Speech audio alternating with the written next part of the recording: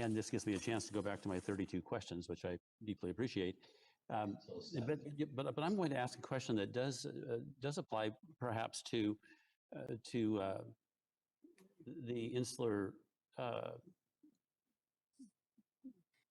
countries, states, almost territories that we have, and it goes like this: if we're talking about resilience, we're talking about change, and we're talking about how best to address that change, and that necessarily means how we're going to prioritize that which we are going to be doing.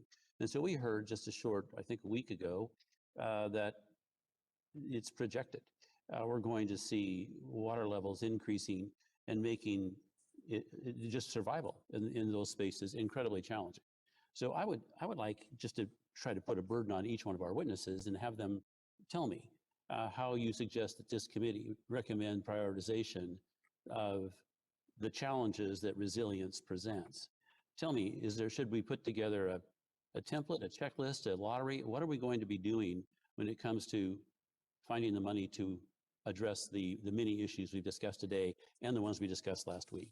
And I will start just because I'm mean with Dan Keppen, and I know him well, and he's an engineer. He should be able to answer this easily. Yeah, thank you, Congressman, my new congressman. Well, I think we got to kind of look at what we're facing right now in this country, and I'm concerned that we're going to be facing some pretty tough economic times in another couple of years when some of this economic relief isn't there anymore. I'm already sort of seeing it in agriculture. So I think we need to prioritize in terms of, first of all, best, bang for the buck, given the fact that we may have limited dollars. I think we need to be looking at what are the kind of projects that could be built that are going to put people to work and lead to some of these solutions.